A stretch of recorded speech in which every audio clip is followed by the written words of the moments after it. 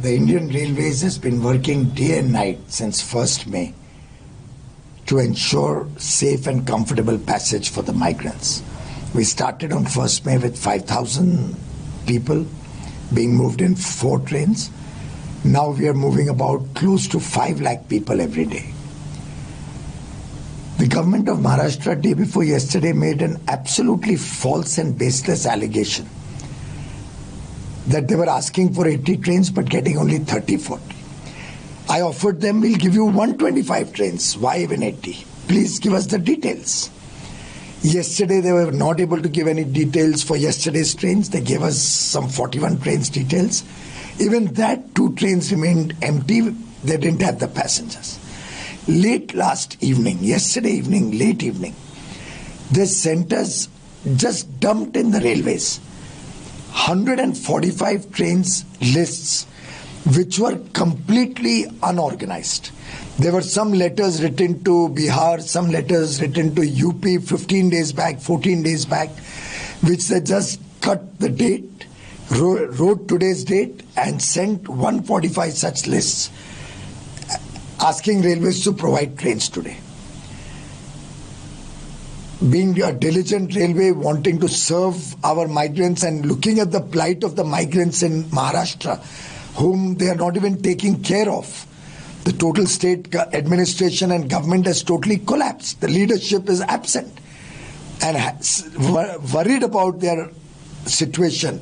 The Honorable Prime Minister said, do what it takes, make sure that the migrants are sent back to their homes. Arrange for 145 trains. All night our railway people worked all directions. We sent 145 trains to Maharashtra. We notified 145 trains which was scheduled to run from Maharashtra today. Every train has been listed out, has been informed to the state government, and 145 trains were scheduled. I am extremely sad to share with you that it's now over 5 o'clock. Till 5 p.m. 74 of these 145 trains were supposed to depart. After all, you'll appreciate that trains have to go in a sequence. Since morning till 12:30, no passengers had boarded. There were no passengers till 12:30. 12:30 they started trickling in. Out of 74 trains which were to go until now, as we speak till 5 o'clock, Maharashtra could give us passengers only for 24 trains which have departed. 50 are just standing in Maharashtra. Now, if Maharashtra had not played this very unfortunate, and it hurts me to see the plight of the migrants in Maharashtra. If only they would bring them in an organized fashion, arrange for the trains properly and take them, we would have been happy that we have served the people. Now those trains are standing. They could have taken so many, maybe a lakh of migrants from other parts of the country to their homes. But because Maharashtra has insisted they wanted 145 trains, they made public comments to that effect, gave us the lists, we provided the trains, and now they don't have the passengers. They are not organized enough to bring the passengers. Out of these 145, 41 trains were going to West Bengal as per the list provided by Maharashtra. So they have been notified. The West Bengal Chief Secretary and the officials are in continuous touch with the Maharashtra government since last night itself, telling them that because of the cyclone we cannot accept 41 trains, send only 2. Maharashtra government is not willing to tell us which trains they want postponed or cancelled or rescheduled or what. Now, I am only a service provider, the railways. We can only follow whatever the demand is of the state. If I cancel trains arbitrarily and they bring the passengers, then they'll blame it on the railways. If I don't cancel the train, the passengers will go. West Bengal will have a problem. They may not be able to accept them. Who will suffer? The migrants will suffer. And I do hope that the Maharashtra government would take cognizance of this. Their own alliance partners today are exposing the failures of the Maharashtra government. I think it's time Maharashtra sorted out their internal differences, whether it's Shiv Sena or Congress or NCP. They are all partners in that government. They should take responsibility, resolve these problems, help get the migrants to the stations, send them by these trains that we've organized, sort out the issue with West Bengal. I feel sorry that if these poor migrants have to go to West Bengal, neither is West Bengal in a position to take them, neither is Maharashtra cancelling the departure, and the only sufferers will be the migrants. A lot of media focus has been tried to be diverted that, oh, people are not getting food, people are not, there are longer journeys. Obviously, if these type of things happen, all of these trains which are now running late by hours are going to jam the entire route. It causes congestion. On the journey also stoppages people are getting down. All are moving towards UP, Bihar, Bengal mostly. That congestion is causing delays. In order to solve that, we have to divert trains very often through longer routes. On diverted trains, there's no pre-planned food arrangement. So there have been practical issues, but we've resolved all of that. Now all those diverted trains are also reaching on time. I'm happy to share with you that until now, 3,265 trains have been sent until 25th, until yesterday, and almost all the trains up till the 23rd have reached their destination. Probably one or two trains which are going far away into the northeast, those are still on the run. Of the 24th, where we had sent 238 trains, also most of the trains will reach their destination by today evening. And now that long journey time is over, news reports that trains are taking 7 days and 9 days are baseless, false, and are completely motivated to damage the huge effort that my railway employees, that the 13 lakh railway employees are working day and night without sleeping, without any rest. They are working to transport the migrants home. So much pressure on the railway, but do you think this is sheer mismanagement or also the politicization of the issue? I don't see why anybody should try to politicize this issue. There was no need to complain that we are not giving trains, because we were giving trains. Even up to day before yesterday, 65 trains had been cancelled after being notified because Maharashtra government could not get passengers until day before yesterday. Yesterday, 2 more. Today, I don't know how many I will have to cancel out of 145. Now, all of these trains, now they'll become probably 125, 130 trains. All of these trains could have taken lakhs of migrants to their home. I don't know what joy they are getting of giving inaccurate and wrong information, politicizing the issue, asking us for 145 trains, then not having passengers, asking us for 41 trains for West Bengal when West Bengal is not in a position to take it. I do wish Maharashtra would be more considerate and care for the migrants, just like all of us in the central government. We are working day and night to ensure their safety, their security. The UP and Bihar and all these states, they are not complaining. They are having so many trains per day, whereas Maharashtra and Bengal are not. Kerala CM has also alleged few days back that railways were not always informing governments in time about incoming trains. Is there a rebuttal you would like to put on it? Yes, I think every state gets as many trains as they desire. In fact, the railways is not expected to take consent from the receiving state anymore, as per the Home Ministry guidelines. Therefore, we have to schedule the trains that the state says. Maharashtra scheduled a train for Kerala. I don't have to send those details to Kerala. The Maharashtra government has to map out the passengers, send all the passengers list to the states so that states can plan to move them to their respective destinations. I think there's a complete collapse of the administrative machinery. With no political leadership, they have not been able to manage to give those details to the respective states. I do think the Kerala Chief Minister or Mr. Thomas Isaac, who made that comment on Twitter, should contact the Maharashtra government and find out why they are not giving the details that are requested by the Kerala government. Of course, Kerala has also gone overboard. They have made some e-pass or made such a complicated process that no state will find it easy to fulfill their requirements.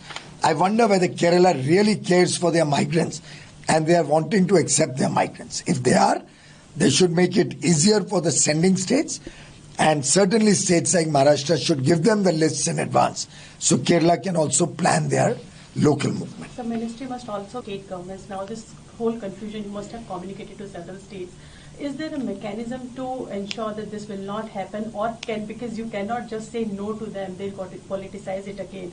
Is there a mechanism so that migrants won't suffer? Will you also take everyone again on board and say that we will take stringent action? As I said, everybody is cooperating. All the states are cooperating now. West Bengal is not able to take the trains. From the beginning, they have not been taking trains. That problem continues even now. But in view of the cyclone Amphan, we are also considering. UP and Bihar have taken the maximum number of trains. You'll be happy to know Uttar Pradesh has taken nearly 1,500 trains out of these 3,200. Bihar has taken nearly 1,200 trains. That is the level of cooperation. They are also having difficulty. They are also not very prosperous states, but they have not created roadblocks like West Bengal or Kerala is creating. I do request through your talk here that I request all states, please do not politicize. Please ask for as many trains as you can handle. Please support each other, the sending state and the receiving state, and please help us to serve the migrants. We are, after all, only a service provider. The work is between the sending state and the receiving state to resolve their differences amongst themselves. Because you spoke about Maharashtra made a statement where he says, and I quote, "We are not the decision makers in Maharashtra." How do you think government is functioning there? But I think that only Mr. Rahul Gandhi or Mr. Uddhav Thackeray can answer.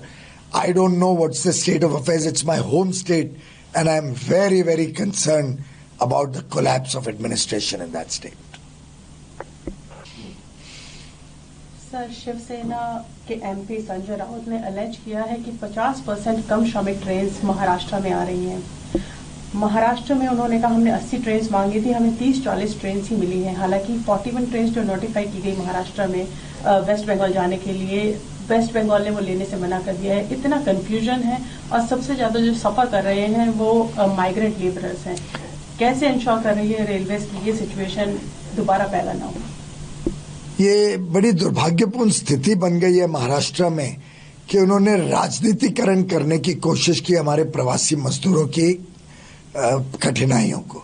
मैं समझता हूं भारतीय rail देश भर में हर राज्य से जो हमारे प्रवासी मजदूर हैं उनको अपने अपने घरों में अपने परिवार के पास लेके जाने के लिए दिन रात सेवा कर रही है। हमने 1 मई से शुरू किया था जब 5,000 लोगों को लेके गए थे। आज लगभग 5 लाख लोग रोज रेल द्वारा अपने अपने घर पहुंच रहे हैं। महाराष्ट्र ने परसों माननीय मुख्यमंत्री ने और उसके बाद माननीय सांसद संजय राउत जी ने ऐसा आरोप क्यों लगाया, इतना बेबुनियाद आरोप कि रेलवे को हम 80 ट्रेन मांगते हैं 30-40 मिलते हैं, मैं आज तक समझ नहीं पाया। असलियत ये थी कि परसों तक जितनी ट्रेन वो मांगते थे हम देते थे और उसमें भी 65 ट्रेनें बिना पैसेंजर के लौटनी पड़ी क्योंकि वो पैसेंजर ही नहीं ला पाए। 65 ट्रेनें बिना पैसेंजर के लौटी। फिर उन्होंने कल हमें ट्रेनें मांगी, कल के लिए कुछ 46 जिसमें 5 उड़ीसा पश्चिम बंगाल की थी, तो हमने वो नहीं भेजी क्योंकि वहां एम्फैन साइक्लोन की वजह से वो नहीं ले पा रहे थे। 41 ट्रेन कल की शेड्यूल थी, उसमें भी 2 ट्रेनों के पैसेंजर नहीं आए। ये हालत है महाराष्ट्र की। कल देर शाम को, रात को करीब 8-9 बजे सडनली आधी अधूरी लिस्टें, कोई पुरानी लिस्टें कभी बनी होंगी, कभी कुछ लिस्ट यूपी भेजी होगी, कभी बंगाल बिहार भेजी होगी 10 दिन 15 दिन पहले, उस पर काटा पीटी करके डेट चेंज करके उन्होंने आज के लिए हमसे 145 ट्रेन 145 ट्रेन कल शाम को मांगी। अब रेलवे ऐसा तो नहीं है कि भाई हम कल शाम को बोले और आज सुबह 145 ट्रेन। फिर भी पूरी रात बैठ के देश भर की समीक्षा करके ट्रेनों को तेज दौड़ा के पूरी हमने प्लानिंग की। रात भर बैठ के 145 ट्रेन हमने महाराष्ट्र पहुंचा दी। 145 ट्रेन को नोटिफाई कर दिया। पूरी 145 ट्रेन किस स्थान से शुरू होंगी, कहां पहुंचेंगी, कब जाएंगी, पूरी नोटिफाई कर दिया समय के साथ, स्थान के साथ। किस जगह पे जाएंगी तो उस जगह के प्रवासी मजदूर आ सकें। उसमें आपको मैं जानकारी दे दूं, ये 145 में उत्तर प्रदेश की 68 ट्रेनें हैं, बिहार की 27, पश्चिम बंगाल की 41, 41, छत्तीसगढ़ की 1, उड़ीसा की 2, तमिलनाडु 2, राजस्थान 1, झारखंड 1, उत्तराखंड 1 और केरल 1। अब दुर्भाग्यपूर्ण स्थिति ये है कि शाम के 5 बज चुके हैं और शाम के 5 बजे जबकि 74 ट्रेनें 74 ट्रेन 5 बजे तक निकल जानी चाहिए थी, मात्र 24 ट्रेन के पैसेंजर आए हैं। Only 24 train. पहली ट्रेन के पैसेंजर तो दोपहर के 12:30 बजे, यानी 12 घंटे दिन के निकल गए, आधा दिन, तब तक एक ट्रेन की बोर्डिंग शुरू नहीं कर पाई थी महाराष्ट्र से। 12:30 बजे पहली ट्रेन की बोर्डिंग शुरू की, 5 बजे तक मात्र 24 ट्रेन निकल पाई हैं। और जिधर से उन्होंने मांगा, सांगली, पनवेल, वीटी, छत्रपति शिवाजी महाराज टर्मिनस, पुणे, सतारा, नागपुर, उर्ली, आप जो स्थान, मिरज, सोलापुर, आप जो स्थान देखें, जो स्टेट गवर्नमेंट ने मांगा हमने वहां से गाड़ी दी। 145 गाड़ियां खड़ी हैं, पैसेंजर्स नहीं है। राज्य सरकार पैसेंजर ला नहीं पा रही है और पूरी तरीके से उनकी व्यवस्थाएं चरमरा गई हैं। और दुर्भाग्यपूर्ण स्थिति है कि गाड़ियां खाली खड़ी हैं, नहीं तो ये लाखों और लोगों को अपने घर पहुंचा सकती थी अगर महाराष्ट्र ने ये काम नहीं किया होता कि 145 ट्रेनें मांग ली, लेकिन वास्तव में तो उसकी लिस्टें भी तैयार नहीं थी। पता नहीं कौन सी लिस्टें हमें दी हैं उन्होंने, कहाँ है वो प्रवासी मजदूर, क्यों वो स्टेशनों पे ला नहीं पा रहे हैं, क्या व्यवस्थाएं हैं महाराष्ट्र में, हमें किसी को समझ नहीं आ रही। इसी के साथ साथ पश्चिम बंगाल कल रात से उन महाराष्ट्र को कह रहे हैं कि हम 41 ट्रेन नहीं ले पाएंगे, साइक्लोन हो चुका है, अभी हम उसमें रिलीफ रिहेबिलिटेशन में लगे। बजाय के उनकी बात सुनने के, महाराष्ट्र में बता ही नहीं रहे कि करना क्या है, बोल रहे आप खुद तय कर लो। अब रेलवे कैसे तय करेगा? ये तो महाराष्ट्र भेजने के लिए चाह रहा था, हमें मांगी, हमने ट्रेन दे दी। अब अगर महाराष्ट्र और पश्चिम बंगाल के बीच कुछ चर्चा हो रही है, उसका निर्णय तो महाराष्ट्र को लेके हमें बताना पड़ेगा, नहीं तो हम तो हमारी ट्रेनें तो खड़ी हैं, पैसेंजर आएंगे भर के चले जाएंगे, पश्चिम बंगाल उनको लेने को तैयार नहीं है, महाराष्ट्र उनको बाहर निकालने में लगा हुआ है। और ये व्यवहार कैसे प्रवासी मजदूरों के साथ किया जा रहा है, बहुत दुख की बात है। और मैं अभी भी हाथ जोड़ के सभी राज्यों से दरख्वास्त करूंगा कि जल्द से जल्द व्यवस्थाएं सुधार करके अपने अपने प्रदेश से जो लोग जाना चाहते हैं उसकी व्यवस्था करें। हम ट्रेन सभी जगह देने के लिए तैयार हैं। हमने तो 700 जिलों में देश भर में किधर भी कोई ट्रेन मांगे हम देने को तैयार हैं। अगर वो लोग उनको व्यवस्थित डिस्ट्रिक्ट कलेक्टर के यहाँ कलेक्ट कर ले, सूची बनाए, कहाँ उनको गंतव्य स्थान कहाँ पहुंचना है वो बताएं, हम उसके हिसाब से भेज देंगे। हमने ऐसी सैकड़ों ट्रेनें झांसी से, ललितपुर से, आगरा से, सभी जगह कहीं बॉर्डर पे लोग आए थे, गाजियाबाद से लोगों को अपने अपने घर भेजा है। देश में सभी जगह से हम करने को तैयार हैं। दुर्भाग्यपूर्ण स्थिति है कि आज 145 ट्रेनें मुंबई में खड़ी है, महाराष्ट्र में अलग अलग स्थानों पे खड़ी है, पैसेंजर्स ला नहीं पा रही है सरकार, और एक प्रकार से व्यवस्था का दुरुपयोग हो रहा है, व्यवस्था को वो ठीक से इस्तेमाल नहीं कर रहे। सर, इस अव्यवस्था रहा है, आप ऑब्वियसली उनको ना नहीं कर सकते वरना वो पॉलिटिसाइज करेंगे। कैसे आप इंश्योर कर रहे हैं कि ये सिचुएशन दोबारा ना हो, ताकि वेस्टेज ऑफ रिसोर्सेज रेलवेज का भी ना हो और माइग्रेंट्स भी अपने समय पर अपने जगहों पर पहुंच जाएं? बहन जी, आप ठीक कह रही हैं, कितनी दुर्भाग्यपूर्ण स्थिति है, वो समझ नहीं पा रहे हैं। रेलवे में कितनी प्लानिंग करनी पड़ती है, टाइम टेबल बनता है, रूट बनता है, रास्ते में अलग अलग गाड़ियां होती हैं, साथ ही साथ हमें सामान पहुंचाना है, कोयला नहीं पहुंचाएंगे बिजली गुल हो जाएगी, पानी नहीं आएगा घर में, साथ ही साथ फूड ग्रेन। आज तक प्रधानमंत्री मोदी जी ने इतना सुनिश्चित किया कि एक जगह खाने पीने की सामान की कमी नहीं होने दी, खाद की कमी नहीं होने दी, सब जगह फर्टिलाइजर पहुंचाए। एक बार आपने किधर सुना नहीं होगा फर्टिलाइजर, फूड ग्रेन, कोयला का शॉर्टेज का। रेलवे पहुंचा रही है ये सब, लाखों टन, करोड़ों टन ये सब माल, खाद, अनाज, कोयला सब पहुंचाया जा रहा है। ऐसी परिस्थिति में बीच में श्रमिक स्पेशल चल रही है, जितना डिले होता है चलने में उतना कंजेशन बढ़ता है, कंजेशन बढ़ता है तो हमारे श्रमिक परेशान होते हैं तो फिर उसका मीडिया रिपोर्ट्स बनती है, ट्वीट होता है, लोग आलोचना करते हैं रेलवे की, पर रियलाइज नहीं करते हैं कि कितना मुश्किल है कि एक ही रूट में सब प्रवासी जा रहे हैं उत्तर पूर्व भारत की तरफ, यूपी, बिहार, पश्चिम बंगाल, उड़ीसा, झारखंड, उस दिशा में सबको जाना है। कोयला भी उसी दिशा से आता है, कोयला भी इन्हीं राज्यों से पूरे देश में आता है। तो आप सोचिए किस कठिन परिस्थितियों में ये सब ट्रेन चलाई जा रही है। उसमें ऐसी हरकतें होती हैं कि ट्रेन समय पे नहीं चलाते हैं, कंजेशन बढ़ता है, फिर हमें डाइवर्ट करनी पड़ती है। पीछे कई ट्रेनें डाइवर्ट करनी पड़ी, राउरकेला और उड़ीसा से होके बिहार और नॉर्थ ईस्ट पूर्वांचल लेके जानी पड़ी, क्योंकि रूट एकदम कंजेस्ट हो गया था, समय ज्यादा लगा। ऑफकोर्स 7 दिन और 9 दिन तो एकदम बेबुनियाद झूठी खबरें कुछ पत्रकारों ने और कुछ मीडिया ने चलाई है। मैं चाहूंगा कि मीडिया जो भी खबर चलाए वो अच्छी तरह सही माने में चेक करे, और कुछ घटनाएं हुई है उसके लिए मैं क्षमा प्रार्थी हूं, लेकिन विषय हमारे काबू के बाहर था। जिन राज्यों से लोग निकल रहे हैं, महाराष्ट्र जैसे, अगर कोऑपरेट नहीं करें तो स्वाभाविक रूप से कंजेशन होगा, स्वाभाविक रूप से अगर हम ट्रेन को डाइवर्ट करना पड़ता है तो वहां पे खाने पीने का इंतजाम पहले से हुआ नहीं होता है, प्लान नहीं होता है, क्योंकि ये डाइवर्जन तो प्लान ही नहीं था, ये तो हमें जबरदस्ती करना पड़ता है जब डिले होती है ट्रेन शुरू में। और आज महाराष्ट्र में वही स्थिति देखने को मिलती है।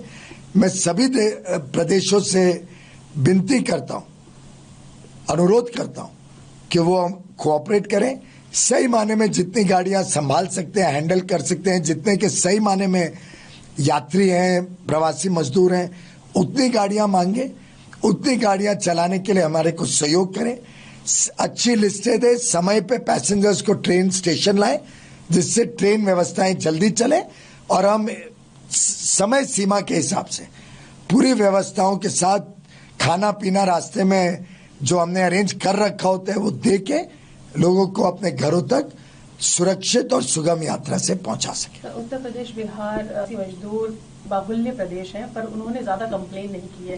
कंप्लेन आती है महाराष्ट्र से, बंगाल से और केरल से। केरल के सीएम ने तो अलर्ट भी किया कि रेलवे उन्हें इन्फॉर्म नहीं कर रही है कि ट्रेन्स पहुंच रही हैं, इनकमिंग ट्रेन्स के बारे में पहले से ही।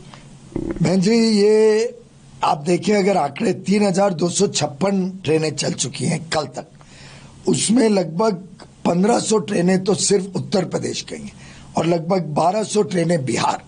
लेकिन इतना कोऑपरेट किया, मैं दाद दूंगा, मैं वास्तव में आज देश के समक्ष बताना चाहूंगा, महाराज योगी आदित्यनाथ जी, हमारे लोकप्रिय मुख्यमंत्री उत्तर प्रदेश के, इतने दिल से अपने उत्तर प्रदेश के जो भी प्रवासी मजदूर आ रहे हैं उनको दिल से लगा के उन्होंने अपनाया है, उनकी व्यवस्थाएं की है, हर जगह अच्छी तरह उनको उतार के खाना पीना रखिया, क्वारंटाइन किया, मेडिकल टेस्ट किया, पैसे दिए 1000 रुपए, साथ में 1 महीने का राशन और तेल सब कुछ किट के माध्यम से उनको दिया, इतनी चिंता की। बिहार के हमारे माननीय मुख्यमंत्री नीतीश कुमार जी ने कोई ट्रेन को मना नहीं किया, सबको गले लगाया, सबको बुलाया, ट्रेन का भाड़ा उनको वापस दिया, 500 रुपए ऊपर दिए, अपने अपने घरों तक पहुंचाया मेडिकल टेस्ट करके। उड़ीसा के माननीय मुख्यमंत्री ने अपने सब जो प्रवासी मजदूर आए उनको 2000 रुपए देके अपने घरों तक पहुंचाया। आखिर क्या पश्चिम बंगाल, केरल, ये सब राज्य इसी प्रकार से नहीं कर सकते? क्या महाराष्ट्र जैसे राज्य में व्यवस्थित रूप से सबको नहीं भेजा जा सकता?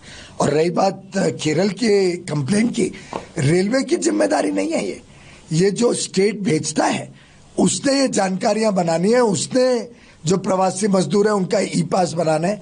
रेलवे तो कोई रिलीफ कैंप नहीं चला रहे, रेलवे तो एक मात्र साधन दे रहे लोगों को अपने घर जाने का। ये भेजने वाले राज्य और पहुंचने वाले राज्य के बीच का समन्वय।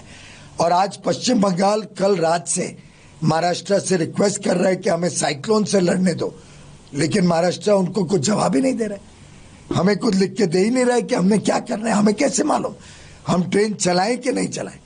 पश्चिम बंगाल कह रहे हैं लेकिन महाराष्ट्र के डिमांड पे हमें देनी पड़ रही है, ये गाइडलाइंस है होम मिनिस्ट्री की। तो महाराष्ट्र और पश्चिम बंगाल इस विषय को भी जल्द से जल्द सुलझाएं, ऐसा मेरा उनसे अनुरोध है। और जल्दी से जल्दी ये जो गाड़ियां हमने इतनी 145 गाड़ियां महाराष्ट्र में आज खड़ी रखी है, तैयार है, और आपने देखा होगा खाली खड़ी हैं गाड़ियां इतनी सारी, पूरे महाराष्ट्र में कोने कोने में गाड़ियां खाली पड़ी हैं।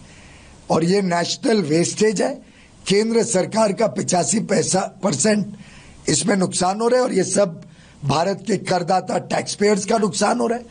महाराष्ट्र के लोगों का भी 15% नुकसान हो रहा है, उनको इन गाड़ियों का पैसा देना पड़ेगा जो उन्होंने बुक की लेकिन इस्तेमाल नहीं की।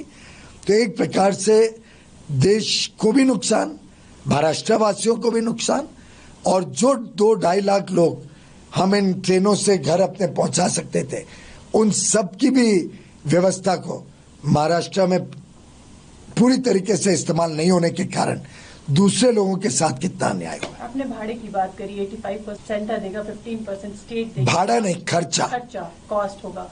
सोनिया गांधी कांग्रेस अध्यक्ष, उन्होंने अलेज किया था कि ये सब भाड़ा श्रमिकों को देना पड़ रहा है, उनसे वसूला जा रहा है। भाई दुर्भाग्य की बात है कि इतने वरिष्ठ नेता होने के बावजूद उनको गलत भ्रांतियां फैलाने की जरूरत पड़ती है राजनीति में अपना स्थान कायम रखने के कारण। वास्तव स्थिति यह है कि उन्हीं का राज्य महाराष्ट्र भाड़ा कलेक्ट कर रहा था, और जिस जिस जगह जा रहे थे वहां पे कुछ जगहों पे भाड़ा वापस नहीं दिया जा रहा था। जैसे मैंने बताया, उड़ीसा में 2,000 रुपए दिए जा रहे थे जिससे भाड़ा भी शामिल था, बिहार में भाड़ा और 500 रुपए अतिरिक्त दिए जा रहे थे, उत्तर प्रदेश में भाड़ा के नाम पे 1,000 रुपए, भाड़ा से भी ज्यादा, और एक किट जिसकी भी अनुमानित कीमत शायद 500-1,000 रुपए थी, ये अलग दी जा रही थी। तो भारतीय जनता पार्टी के सभी राज्य सुनिश्चित कर रहे थे या खुद दे रहे थे, मध्य प्रदेश खुद दे रहा था, या जो प्रवासी मजदूर आ रहे थे उनको लौटा रहे थे, इसलिए कि वो वहां पे पहुंच के क्वारंटाइन वगैरह टेस्ट होके अपना ये पैसा लेके अपने अपने घर जा सके। दुर्भाग्य है कि माननीय सोनिया गांधी जी ने जानकारियां लेने की कोशिश नहीं की और ये नहीं ध्यान दिया कि उनके खुद के राज्य क्या कर रहे हैं, और अपने वो खुद के राज्य को ही संभाल ले तो बड़ी देश के ऊपर कृपा होगी, देश की सेवा होगी। क्योंकि महाराष्ट्र में मिसमैनेजमेंट की बात हुई है, राहुल गांधी ने आज एक वक्तव्य दिया जिसमें उन्होंने कहा है हम डिसीजन मेकर्स नहीं है महाराष्ट्र में, कोalition की सरकार है कांग्रेस और शिवसेना की महाराष्ट्र में। कैसे देखते हैं आप? मेरे तो जहन के बाहर है, और एक प्रकार से ये मुझे याद दिलाता है कि यूपीए के समय भी जब केंद्र में इनकी सरकार चल रही थी, जो भ्रष्टाचार के एक के बाद एक कांड हो रहे थे, कभी कोयला घोटाला, कभी टेलीकॉम घोटाला, कभी कॉमनवेल्थ गेम्स का घोटाला, कभी एंट्रिक्स जो स्पेस का घोटाला निकला था, ये तो घोटाले वाली सरकार चलाते थे। जब इनको बोला कि भाई आपकी सरकार में हो क्या रहा है, तो उस समय इन्होंने कहा कि these are the compulsions of coalition politics. आपको शायद याद होगा, ये बड़ा उनका एक बहाना रहता था कि हम क्या करें, ये तो मिली-जुली सरकार है, हमारे हाथ बंधे हुए, हम कुछ नहीं कर सकते, हम भ्रष्टाचार नहीं रोक सकते। ये तो उस प्रकार का वक्तव्य हो गया कि भाई हम कुछ नहीं कर सकते। तो फिर आपने एक कोएलिशन बनाया किस आधार पे? कहाँ है आपका मिनिमम कॉमन प्रोग्राम? आपके 12 मंत्री क्या कर रहे हैं इस सरकार में? आपने इस सरकार को कंधा क्यों दे रखा है?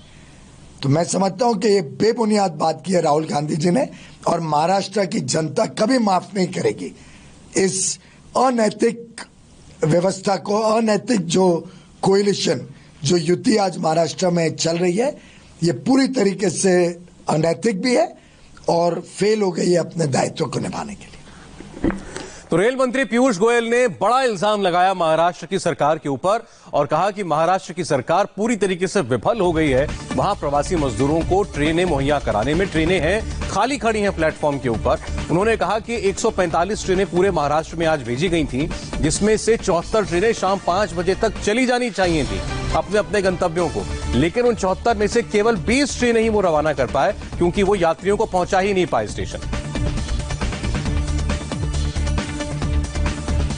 आपने रेल मंत्री के दावे सुन लिए, उनका इल्जाम भी सुन लिया।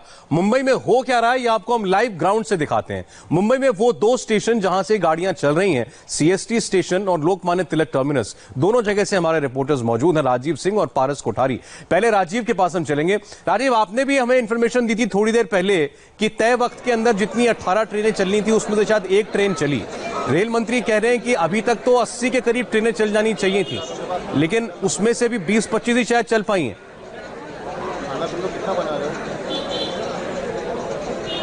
बिल्कुल सौरभ, हमने अपने दर्शकों को बताया था, चूंकि 12:30 बजे पहली ट्रेन छूटी है सीएसटी स्टेशन से, जबकि जो 18 ट्रेनें शेड्यूल थी वो 18 ट्रेनें सुबह नहीं छूटी। तो जाहिर बात है कि कहीं ना कहीं गवर्नमेंट का फेल्योर है और जिस तरह के इंतजाम होने चाहिए थे उस तरह के इंतजाम नहीं हो पाए।